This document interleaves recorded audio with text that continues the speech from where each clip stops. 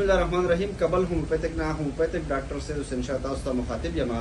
نن منګه د جوړونو په دردونو باندې دا ویډیو ضروري ګڼو ځکه چې کم خلک زموږ سره کانټیکټ کوي یا کلینیک ته راځي. نن زیات مریضان د جوړونو دردونو راغلي هم دي.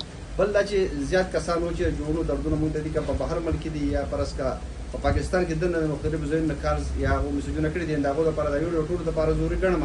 ټول یې واورئ او په هغې حساب باندې کوم میډیسن ته د خیر نه غذا نه بیا راوالی دا چې دا د عمر سره هم تعلق ساتي او دا د وزن چې چا غټ دی د هغو زیات د جوړونو مرضونه د هغو ډېر سوی ده. چا چې مطلب چې د اوبیسټي مریضان دي، د غټ وزن مریضان دي، د هغو د جوړونو مرضونه ډېر زیات سیوا دي. نو د هغو دپاره په هومیوپیتک کې یو څو میډیسن تاسو زه ښیم چې په هغې کې تاسو دغه راغسته شي. د جرمني یو میډیسن دی R73 ورته وایي.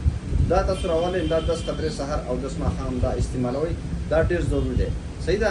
دې سره بیا تاسو ارنیکا راوالی، ارنیکا تاسو استعمالولی شئ. د دې سره دا ورسره هم په کیو طاقت کې راوالی او 15 قطرې سهار 15 ماښام ورسره دا ارنیکا تاسو استعمالولی شئ.